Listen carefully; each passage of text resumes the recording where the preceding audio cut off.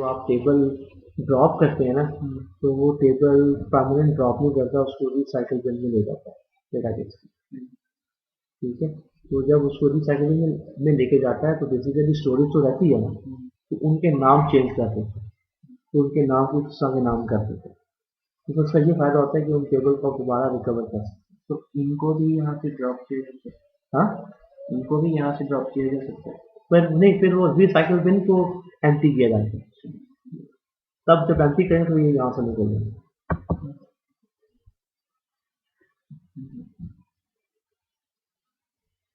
ये है सिग्निफिकेंट, ये स्टोर तो हो जाता है, हाँ, 0 ईयर 1 मंथ स्टोर तो हो जाता है, लेकिन यहाँ पे क्या कहना चाहिए?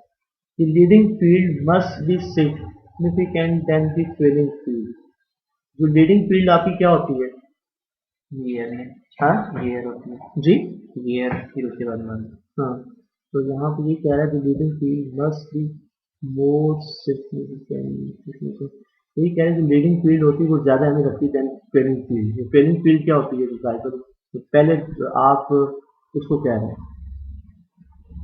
तो अगर आप ये ना भी करें तो तब भी चला जाता है, कोई इसमें नहीं इंटरवल मंथ पीरियड है। है। रिस्ट्रिक्शंस के हवाले से बात कर रहा है, ऊपर से चलता है time of year and month time given 2 digits here, we can declare it for it's not a valid। तो वैसे तो स्टोर कर लेता है। हाँ स्टोर करता है, ये 0 ईयर 1 मंथ में करती है। वही कह रहा है, ये जो लिख रहे हैं ना आप, ये वाला पोर्शन, ये कोई वैल्यू होनी चाहिए। और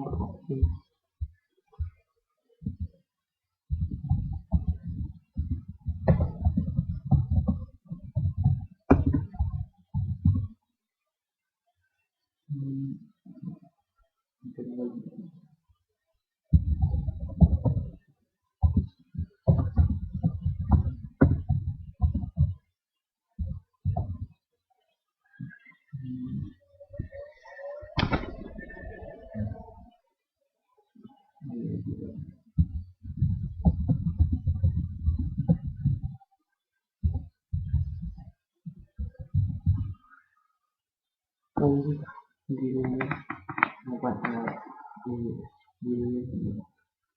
ठीक है, ले ली, कोई मसला नहीं, ले लेता, कोई टेंशन नहीं है इसको।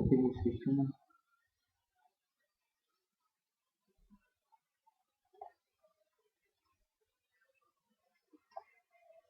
अगर आप खाली फिर is not a valid month two year में, यानी कि आपका ये एज ए ईयर 0 होगा और मंथ 1 होगा तो ले लेगा। वो सिर्फ इस टर्म में बात कर रहा है कि वैसे ये वैलिड नहीं है, अगर आपने करना है तो सिर्फ खाली फिर आप खाली यहाँ पे क्या लिखेंगे, खाली मंथ लिखेंगे, ईयर नहीं लिखेंगे, तो इसमें इतना नहीं है। आगे चलेंगे जी, यहाँ पे क्या है? बस ये वही ठीक है, ये ऊपर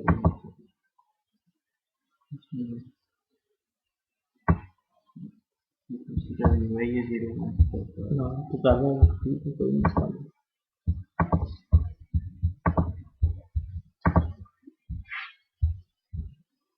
स्कूल पार्टी कर ली?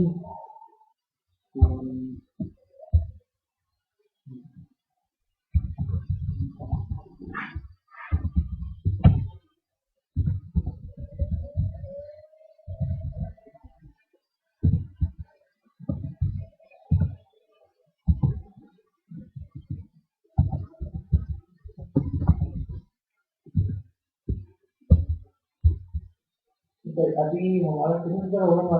हमारे 10 हो गया। कितने रह रहे हैं? अगला कौन सा? अगला व्यू का ये है, उसके बाद 14 तो वो है ना वर्कशॉप है। वर्कशॉप आप शुरू करते नहीं हैं। अब जो हमें पढ़ना है इसमें वो व्यू है। फॉरेन गेम में वो सिनेरियो भी है, जो कि जैसे मुझे अकेडमिक सिस्टम बनाना हो, जी ठीक है, तो इसमें होता क्या है कि एक टेबल होता है डेट का, क्योंकि हर डेट और एक एम्प्लॉय का। अब अटेंडेंस किस तरह मेंटेन करनी चाहिए कि एक टेबल एम्प्लॉयज का बना लें, एक टेबल इन आउट का बना लें। इसमें वो एक उसका एम्प्लॉय आईडी आ गया एज ए फॉर्म की, ठीक है, और उसके बाद एक डेट इन आ गया, टाइम इन आ गया, डेट आउट आ गया, टाइम आउट आ गया, और अगर गेट किस गेट से आउट हो रहा है, किस गेट से इन हो रहा है, गेट का भी कॉलम डालना। तो इसमें ये नहीं होगा कि हर डेट पे पूरे सब एम्प्लॉयज आते हैं, तो इसमें कोई वो नहीं होगा। एम्प्लॉय जो मर्जी इन आए नहीं, जो एम्प्लॉय आई उस पर आप लगाएंगे एज ए फॉर्म की, जो जाके चेक करेगा मास्टर टेबल जो आप एम्प्लॉय का, और उस टेबल में हम की लगानी। अच्छा, एक और चीज ये कि टेबल में प्राइमरी की होना लाजमी है। सिर्फ इस हद तक होने के लिए लाजमी है कि उस पर जो है प्राइमरी से लगाते हैं ताकि वो सर्टिफिकेट नई वाली हो जाए, अदरवाइज ज्वाइन के लिए जरूरी नहीं। हमें तो एक बहुत इशू आया था हाँ, कि सीबी के थ्रू में कोई भी डाटा अपडेट नहीं कर पा रहा था, रीजन ये थी कि उस टेबल में प्राइमरी की, तो वो इशू ये करता था कि उसे वो हाँ ये हो पकड़ सकता नहीं है कि सकता हाँ था। उसमें वो आर्ट सेट ना बना रहा हो, वो बना रहा हो लेकिन वो किस बेस पे, लेकिन आप जो उसके फॉर्म शॉर्म पढ़ेंगे उसमें कोई ऐसी रिस्ट्रिक्शन नहीं है, वो उस पर आप ऐसे पीछे कोई भी कीना लगी हो, फॉर्म टेबल सब कुछ आपको करने देगा, क्योंकि हर चीज़ इंडिपेंडेंट उसी चीज़ को डिपेंडेंट नहीं है। क्रिएटिंग व्यूज, व्यूज बेसिकली क्या होते हैं कि एक टेबल है उसका आप व्यू ले लेते हैं, एक स्नैप ले लेते हैं, ठीक है, जैसे फॉर एग्जांपल ये टेबल है आपका एम्प्लॉय, उसमें से कुछ हिस्सा आप ले लें। इसका व्यू बनाने का फायदा, इसके मल्टीपल इसके बेनिफिट हैं, एक तो परफॉर्मेंस भी इससे गेन की जा सकती है किसी हद तक, और दूसरा सिक्योरिटी को भी कंट्रोल किया जा सकता है, और जो आपकी कम्प्लेक्सिटी है उसको इजी किया जा सकता है। अब जो कम्प्लेक्सिटी क्या है कि एक आपको क्यूरी बार बार चाहिए होती है, दो टेबल को ज्वाइन करके, तीन टेबल को ज्वाइन करके, और वो क्यूरी आपको बार बार टाइप करने आप करनी पड़ती बजाय कि आप बार बार क्यों लिखेंगे, एक व्यू उसका बना लें, ठीक है, जो आप व्यू बनाएंगे, जो उसमें कॉलम देंगे, जो उसमें वेयर क्लॉज देंगे, बेसिकली व्यू एक जस्ट क्यूरी होती है, व्यू की अपनी कोई स्टोरेज नहीं है। ये क्या करता है, जब आप व्यू क्रिएट करते हैं क्रिएट व्यू की कमांड से, तो उस क्रिएट व्यू की कमांड से व्यू का नाम देते हैं और नीचे क्यूरी टाइप कर देते हैं, और जो क्यूरी में जो जो कॉलम आपने दिए होते हैं उन कॉलम में जो एरियस दिए होते हैं और जो कंडीशन दी होती है, दो टेबल को ज्वाइन करते हैं या फंक्शन जो भी जो क्यूरी आपने पढ़ी है, सारी क्यूरी अगर उसको व्यू में ले लेते हैं, तो फिर वो क्या करता है, एक उसका व्यू जिस नाम से बनाया होता है वो स्टोर कर देता है डेटा डिक्शनरी के अंदर, और जिसको आप जाकर वेरीफाई आप कर सकते हैं यूजर अंडरस्कोर व्यूज से, ठीक है। उसके अंदर जो है जब आप व्यू को चलाते हैं तो व्यू बिल्कुल टेबल की तरह बिहेव करता है, जैसे टेबल डिस्क्राइब होता है व्यू डिस्क्राइब होता है, टेबल में सिलेक्शन होती है व्यू में सिलेक्शन होती है, टेबल में डीएमएल होती है तो व्यू में डीएमएल होती है, ठीक है। तो वो बिल्कुल आपको अगर आपने एक टेबल पे व्यू बना दिया है तो उसके नाम, अगर जब तक उसके नाम को लिखेंगे कि व्यू है, वो चाहे टेबल आपको महसूस नहीं होगा, वो आपको टेबल लगेगा, क्योंकि वो व्यू भी टेबल की तरह डिस्क्राइब हो रहा है, सिलेक्ट हो रहा है, इंसर्ट हो रहा है, डिलीट हो रहा है, अपडेट हो रहा है, ठीक है। तो व्यू जो है एक जस्ट क्या है, एक व्यू है, एक तो कम्प्लेक्स क्यूरी बार बार टाइप करने के, हाँ virtual सा, लेकिन इसकी स्टोरेज कोई नहीं होगी, यानी कि जब आप व्यू को क्यूरी करें, आप कहते हैं मैं सपोज मैंने व्यू बनाया माई व्यू के नाम से, तो मैं कहता हूँ select static from my view, वो क्या करेगा, माई व्यू की क्यूरी डिक्शनरी से उठा लेगा, क्योंकि माई व्यू की जो डेफिनेशन है कहाँ शो हो रहा है, डिक्शनरी में शो हो रहा है, तो मैंने कहा select static from my view, तो डिक्शनरी में जाएगा, वहां से उसका क्यूरी ले आएगा और उसको चला देगा। हाँ, ये ऑब्जेक्ट भी है, ऑब्जेक्ट टेबल में भी आता है। टेबल भी एक ऑब्जेक्ट है, हर चीज जिसका जो अपने डिक्शनरी में अपनी रिपोजिटरी इंफॉर्मेशन यानी कि मैंने पास स्टोर रखती है वो क्या है, ऑब्जेक्ट है, टेबल भी रखती है, व्यू भी रखती है, टेबल तो अपनी रखती है, साथ में उसकी स्टोरेज भी होती है, जैसे टेबल का नाम कॉलम का नाम सारी है डेफिनेशन, तो उसको डिक्शनरी में स्टोर करता ही करता है, लेकिन साथ में उसकी स्टोरेज भी होती है टेबल की। व्यू की खाली क्या होती है, ओनली जस्ट मेटा डेफिनेशन, जो क्यूरी आगे लिखी होती है, इसकी अपनी कोई स्टोरेज नहीं होती। जब आप व्यू को रन करते हैं तो बेसिकली वो क्यूरी को पकड़ता है डिक्शनरी से और वही चला देता है और वो टेबल पे चल जाती है।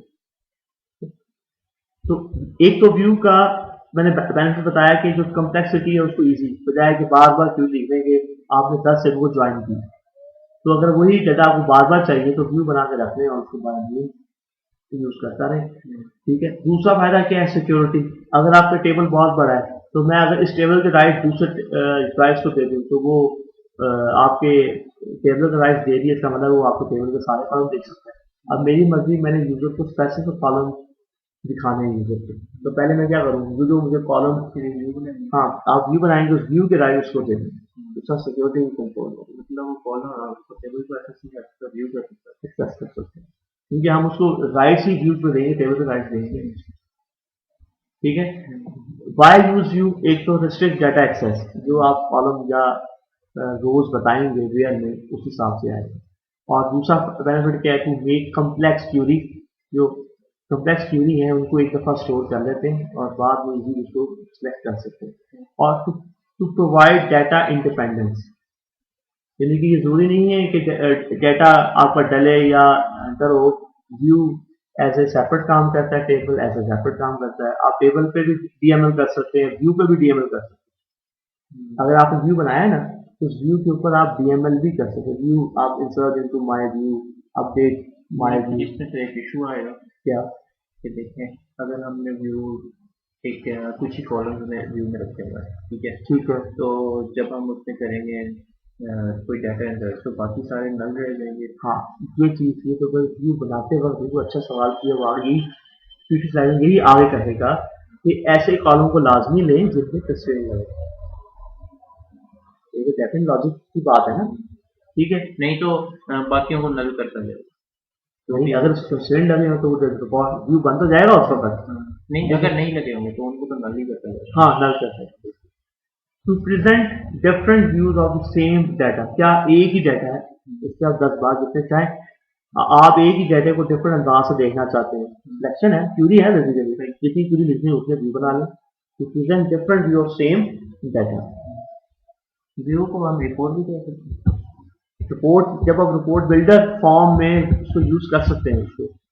यानी कि अभी जैसे हाँ उस वक्त हम रिपोर्ट बना रहे थे उसके कॉलम तो वो तो टेबल भी रिपोर्टिंग के लिए है, हमने जो इस पे जो आप काम कर रहे हैं ये थोड़ा हमने यूजर को देना है। ये तो चाहे आप फॉर्म्स पे टेबल यूज करें, व्यू यूज करें, कोई मसला नहीं। अब व्यू भी यहाँ पे दो तरह के हैं, सिंपल व्यू, कॉम्प्लेक्स व्यू। अगर आपके टेबल में एक ही नंबर ऑफ टेबल है तो वो सिंपल व्यू कहलाता है। याद रखें, सिंपल व्यू पे डीएमएल हो सकती है, कॉम्प्लेक्स व्यू नॉट ऑलवेज हो सकती है, जब ट्रिगर पढ़ेंगे फिर उसके तब बताऊंगा मैं, ठीक है। तो नंबर ऑफ टेबल्स, अगर सिंगल टेबल है तो सिंपल व्यू है, अगर टेबल एक से ज्यादा ज्वाइन है तो क्या कॉम्प्लेक्स व्यू है। अगर आपने अपनी व्यू बनाते वक्त फंक्शन का इस्तेमाल कर लिया तो वो बेशक टेबल एक हो, सिंपल व्यू है वो क्या कहलाएगा, कॉम्प्लेक्स व्यू। अगर आपने फिर डेटा में ग्रुप डेटा कर लिया, ग्रुप फंक्शन यूज कर लिया, तब भी वो चाहे एक टेबल हो, सिंपल व्यू बल्कि वो कॉम्प्लेक्स व्यू कहलाएगा। डीएमएल ऑपरेशन जो है व्यू के थ्रू आप सिंपल व्यू पे कर सकते हैं, जबकि इससे नॉट कॉम्प्लेक्स।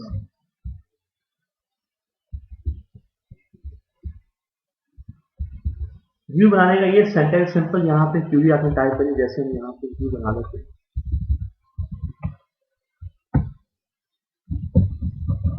क्रिएट व्यू और एम्प अंडरस्कोर वीडब्ल्यू, ठीक है।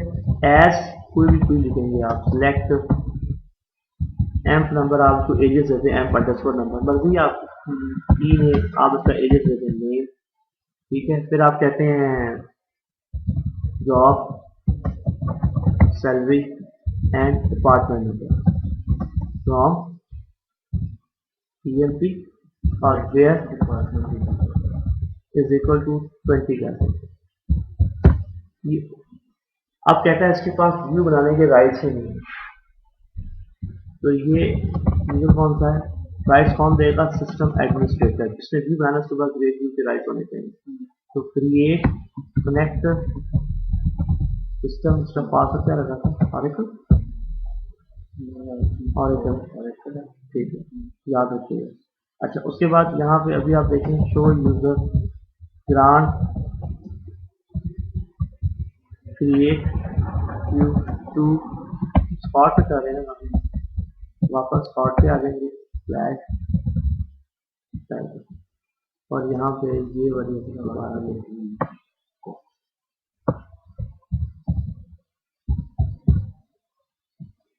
क्रिएट, ठीक हो गया।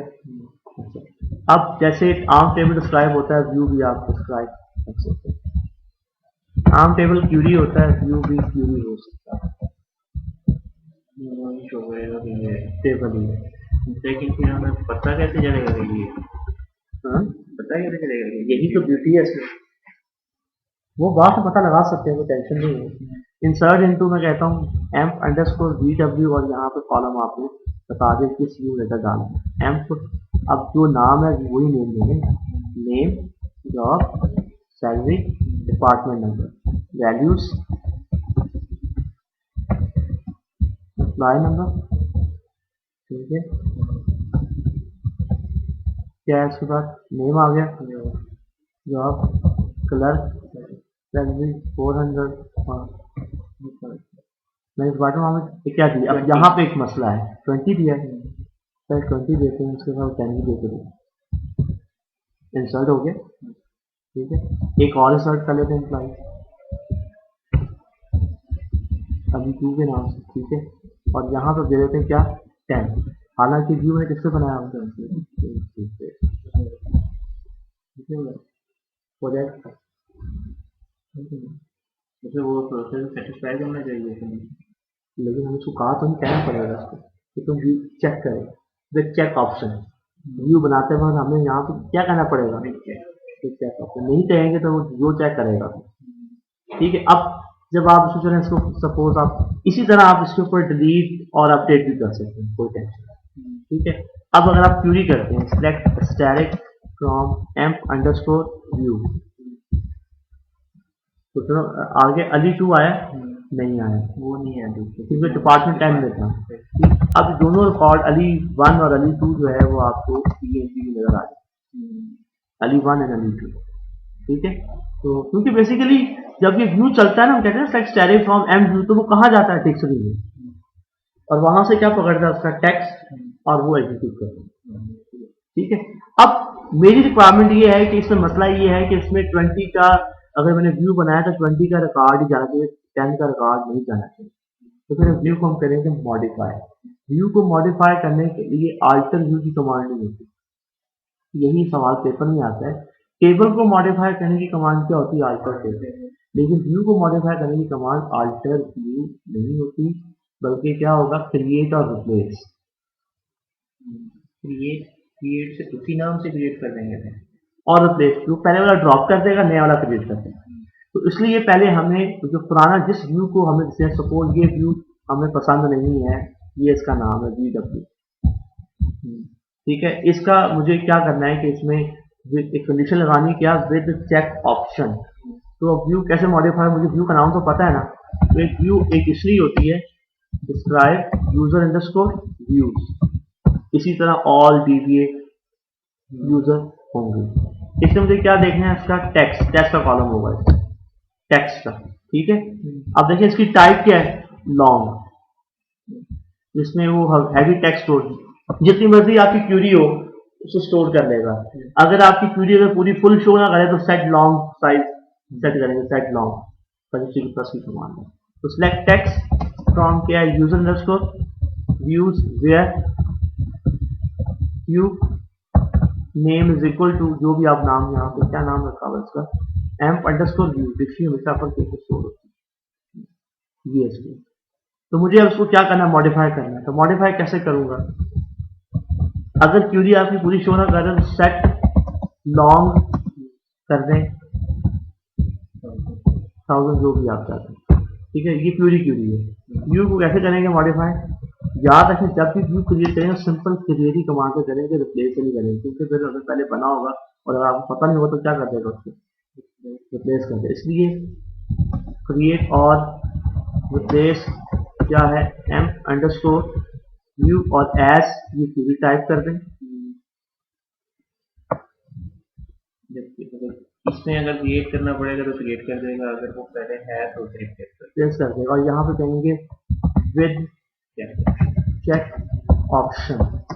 अगर आप चाहें, क्योंकि ये कंस्ट्रेंट लगा रहे हैं तो इसका भी आप नाम दे सकते हैं, कंस्ट्रेंट का कीवर्ड का नाम दे दें।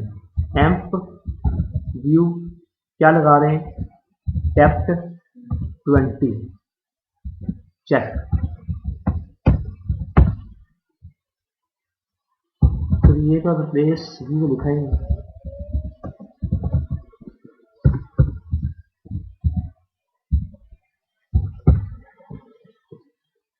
व्यू क्रिएट हो गया और जो कंस्ट्रेंट लगाया है उसका नाम भी, ये इसका नाम हमें कहां से मिलेगा, यूजर अंडरस्कोर कंस्ट्रेंट से।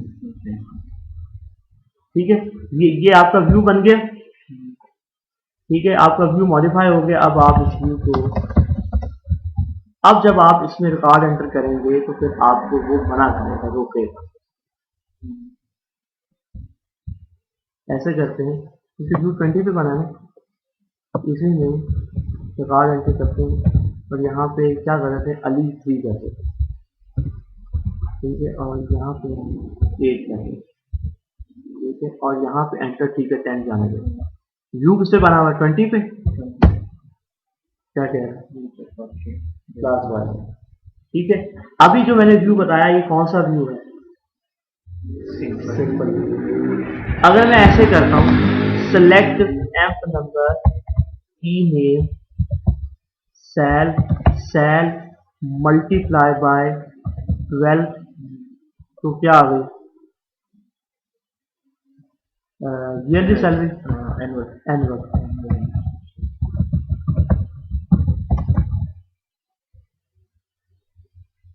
ठीक है, लेकिन ये तो आ गया ना। अब इसका व्यू बना रहे हैं, create view M detail view as view type करते हैं। अब क्या इस पे डीएमएल हो सकती है, नहीं हो सकती, क्योंकि इस पे क्या यूज करेंगे, एक्सप्रेशन।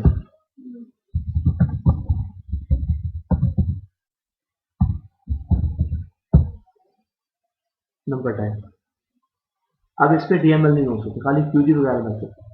अच्छा, आपको पता है कि सिंपल जो व्यू होता है उसके अंदर क्या हो सकती है, डीएमएल वगैरह हो सकती है। लेकिन अगर आप चाहते हैं कि डीएमएल ना हो, व्यू है तो खाली व्यू रहे, खाली क्यूरी हो, तो फिर आप इसी व्यू को मैं दोबारा मॉडिफाई करूंगा, इसके साथ एक और कंडीशन लगाऊंगा, विद रीड ओनली। एक खाली व्यू किस पर्पज से बना रहे हैं, ओनली, तो फिर आप ये वाली क्लास नहीं देंगे, फिर देंगे विद रीड ओनली। अब ये व्यू सिर्फ रीड ओनली बन गया है। अब इस पर डीएमएल नहीं हो सकती, खाली क्या होगा, डेटा सेलेक्ट ही होगा, तो ये भी पॉसिबल है। तो अभी तक हमने जो किया है वो कौन सा व्यू किया है, सिंपल व्यू किया है। इसी तरह आप और भी व्यू बना सकते हैं। अब आप ऐसे करते हैं कि टेबल, डिफरेंट टेबल्स को ज्वाइन करते हैं, कॉम्प्लेक्स व्यू बनाते हैं। ठीक है, क्रिएट व्यू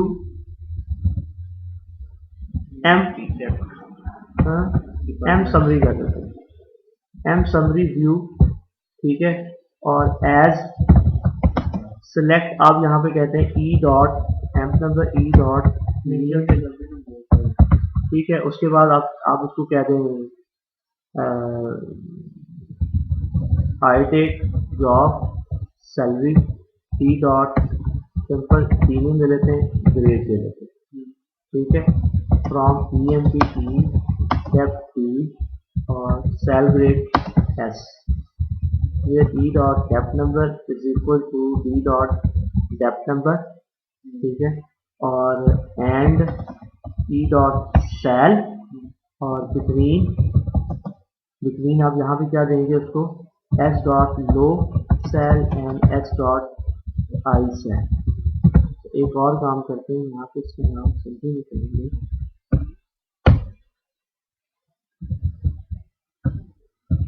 ये कर देते हैं डिटेल। ठीक है, और यहाँ पे एक और ले लेते हैं,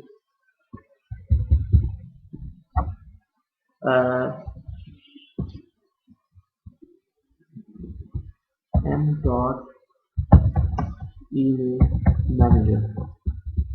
क्या करें,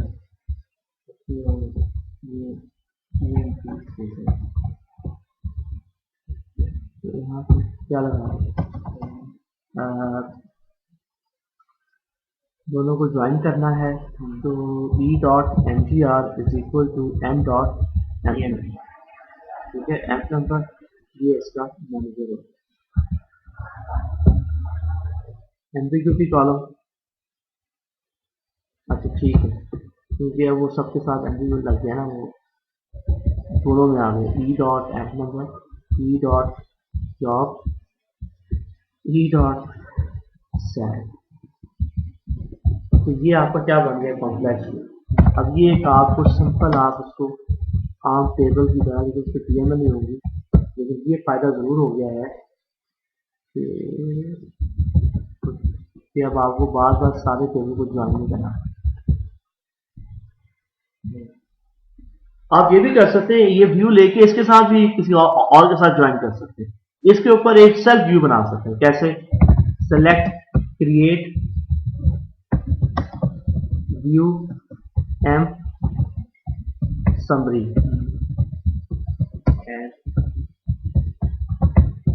एज सेलेक्ट आप ले लेते हैं यहाँ पे सपोज डी नेम, और यहाँ पे ले लेते हैं काउंट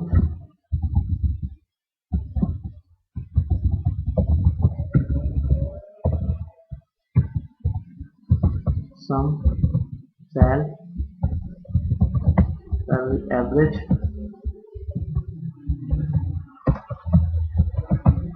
ठीक है, ये मैंने ले लिया। फ्रॉम क्या नाम है इसका, M detail underscore U, group by लगाने हैं।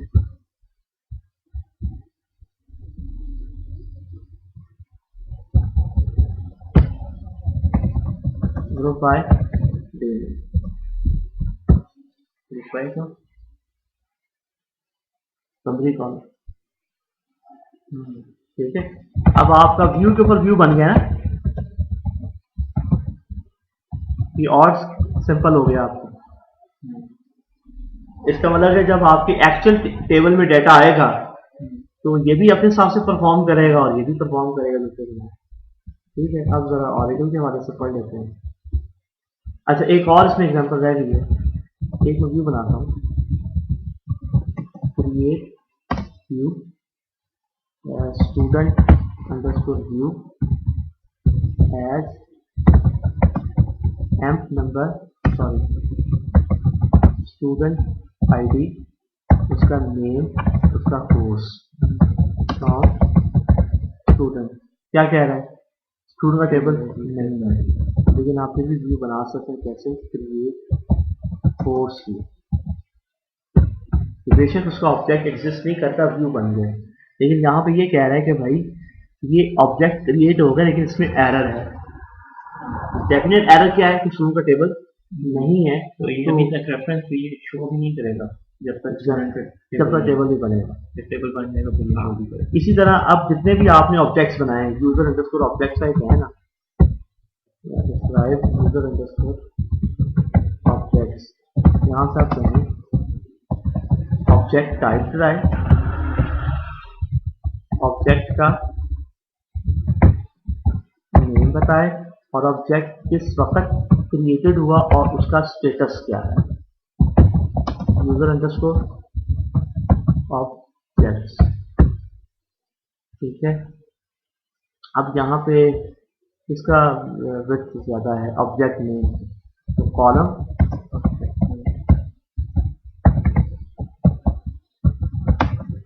एक सर्किल,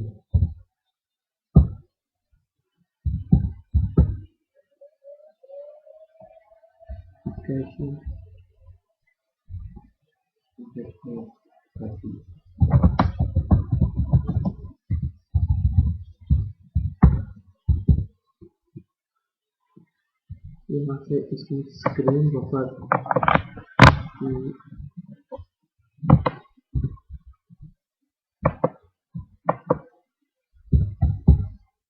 ये ऑब्जेक्ट को कम ना कर दें, ये भी बनी मतलब column object name format A40। अब यहाँ पे क्या बता रहा है, ये सारे क्या हैं, इंडेक्सेस हैं, टेबल्स हैं, व्यू हैं, और उनका स्टेटस अभी क्या आ रहा है, ये क्या आ रहा है इसका,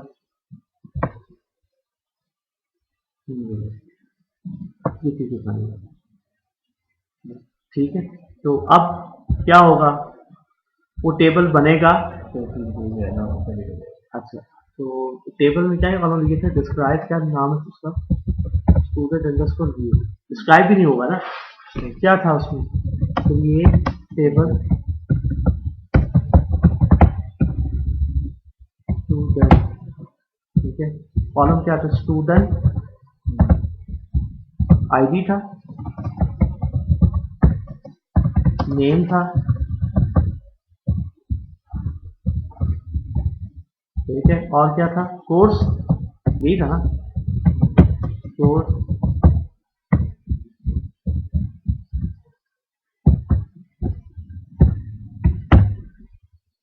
अब जाके देखते हैं कि इसका स्टेटस अभी क्या बना है।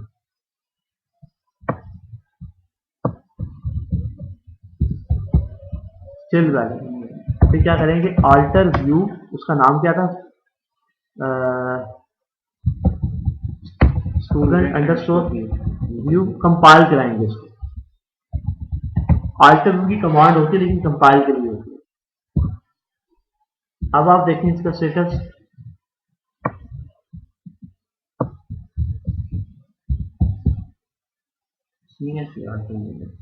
कंपाइल कर दिया ना, ठीक हो गया, क्या हो गया, नहीं कंपाइल मैं ये कह रहा हूँ क्यों कराया है। कंपाइल इसलिए कराया है कि जो उसका जो ऑब्जेक्ट है दोबारा से उसकी क्यूरी को सिंक करने के, जो क्यूरी स्टोर है वाकई ये मैच करे कि नहीं करे, अगर मैच कर गई है तो क्या है,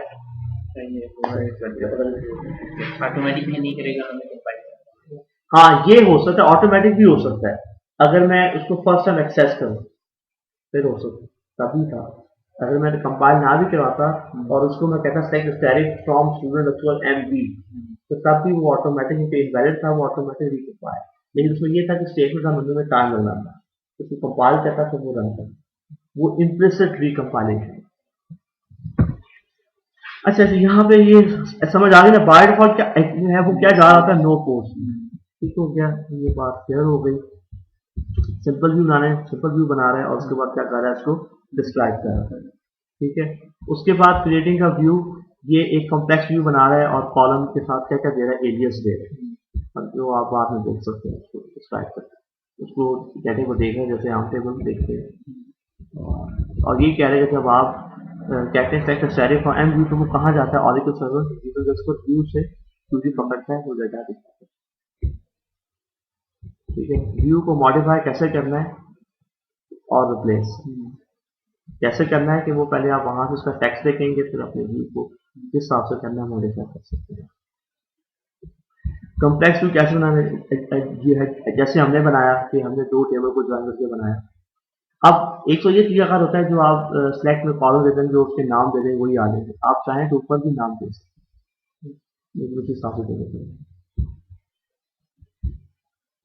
रूल्स क्या है, वही जो आप बात कर रहे थे, rules for you cannot perform real operations on simple view, you can perform, yes you can perform on simple view, you cannot remove a row if, यानी कि आप कोई भी रिमूव हो डिलीट हो, आप कोई भी काम नहीं कर सकते जब तक क्या हो, function group by distinct zero column वगैरह यूज हो, अगर आपकी क्यूरी के अंदर ये वाले कीवर्ड यूज हुए हैं, ग्रुप फंक्शन आपने यूज किए हैं, ग्रुप बाय क्लॉज यूज की आपकी क्यूरी के अंदर, डिस्टेंस का कीवर्ड यूज किया हुआ, सूडो कॉलम यूज किए हैं, तो वो आपके व्यू बन जाते हैं कॉम्प्लेक्स, तो ऐसे व्यू के ऊपर आप डिलीशन नहीं कर सकते, ठीक है।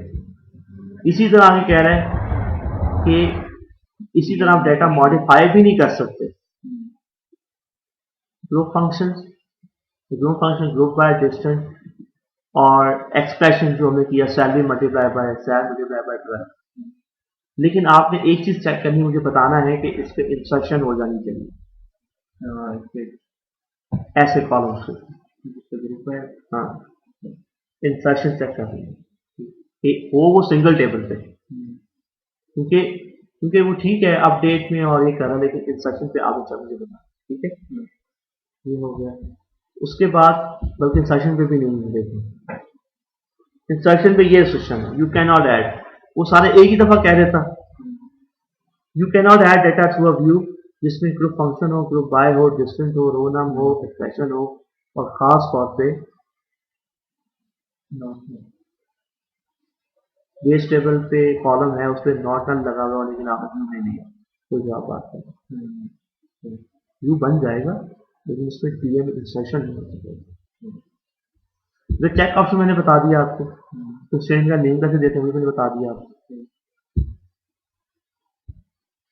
विद रीड ओनली से क्या होगा,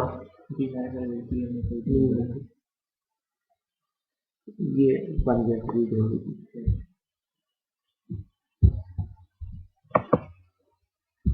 सिंपल ऑपरेशन, इसमें क्या है, आगे है इनलाइन व्यू। इनलाइन व्यू क्या होता है ये बता रहा हूँ।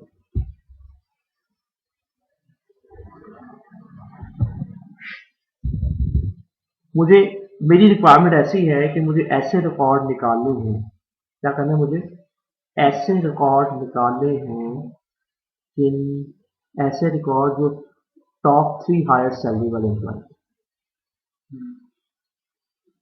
या ऐसे रिकॉर्ड निकालने जो जिनकी जो जॉब ड्यूरेशन सबसे ओल्डेस्ट 3 एम्प्लॉय से ज़्यादा है, top 3 oldest employee, top 3 salary देने वाले या टॉप 3 जो है वो आपके ओल्डेस्ट एम्प्लॉय।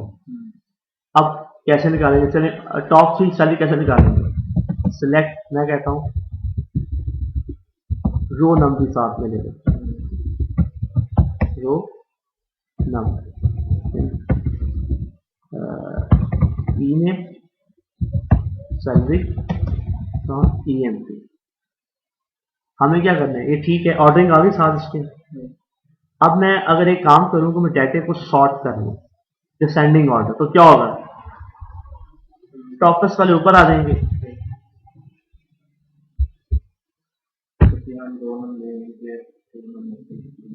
अच्छा, तो यहां पर अगर मैं कहता हूं ऑर्डर बाय सेल, यही तो पेपर में क्वेश्चन, डिस्क्राइब, वो तो आ गए, लेकिन ये क्या हो गया, क्योंकि आपका हुआ ये है कि जब फ्रॉम ईएमपी तक उसने नंबरिंग काउंटिंग कर दी, जब डाटा सॉर्ट हुआ तो वो भी नंबर क्या हो गए साथ में, आगे कुछ है, क्योंकि जो रिकॉर्ड आए थे वो तो उसने दिखा दिए, नंबर 1 2 दिखा दिए, जो सॉर्ट हुए तो ये भी नंबर उस हिसाब से चेंज होने के थे। तो इस सूरत में मैं किसी से भी सूरत पहले 3 रिकॉर्ड नहीं पकड़ सकता, ये पकड़ सकता हूँ, उसके लिए ऑरेकल हमें उसने हमें दिया, जब वो टेबल से डाटा फेच करते हैं उसकी नंबरिंग दे देता है। हाँ जी, उसके बाद फिर वेयर क्लास में अगर हम डाटा फिल्टर कर देते हैं तो हाँ, फिर नंबर मिस भी हो सकते हैं, मिल जाएंगे। अगर आप क्या करते हैं, हमने नहीं वेयर तक भी आप कर सकते हैं, ऑर्डर बाय ऑर्डर बाय, क्योंकि वो डाटा निकल चुका है ना, क्योंकि डाटा निकल चुका है, ऑर्डर तो खाली सॉर्ट कर रहा है, ठीक है। अच्छा, यहाँ पे आगे यहाँ पे कॉन्सेप्ट है टॉप, ऐसी क्यूरी जो हमें निकालनी है, ऐसी क्यूरी हमें बनानी है जो टॉप 3 इम्प्लाई हो, इस क्यूरी को बोलेंगे टॉप एंड एनालिसिस क्यूरी। हमने एनालिसिस करना है ना कि टॉप 3 एम्प्लॉयज कौन से हैं, टॉप ओल्डेस्ट एम्प्लॉयज कौन से हैं, ये एनालिसिस पर्पस के लिए हो गया है। तो उसके लिए ऑरेकल हमें इनलाइन व्यूज का देता फैसिलिटी। आप क्या करें, सेलेक्ट जॉब सेल, अच्छा एक और काम करें,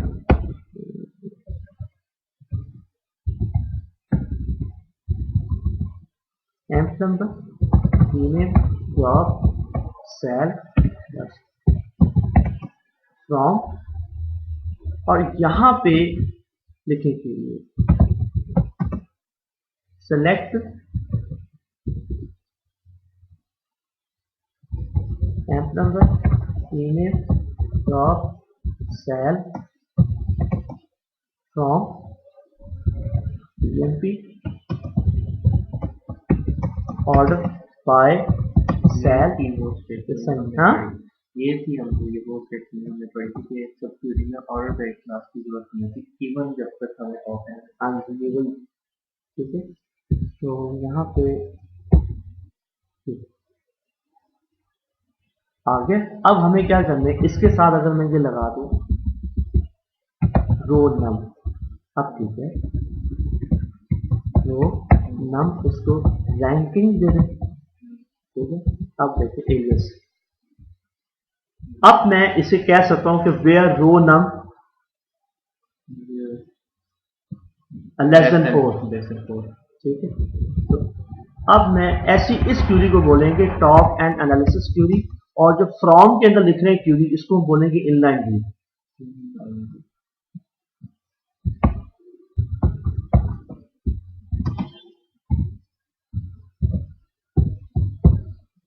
ये है टॉप क्यूरी,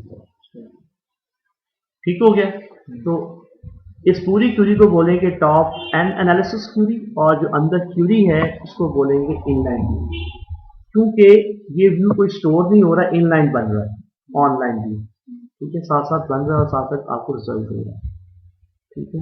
ये हो गई टॉप एनालिसिस क्यूरी, और ये क्यूरी इसका ये सेंटेंस होना चाहिए जो मैंने लिखा, मल्टीप्लाई टॉप एंड फ्रॉम रो में, जैसे ये मैंने वैसी दी पूरी वही है, लेकिन उसका वो जो है उसके ऊपर है अप्लाइज की।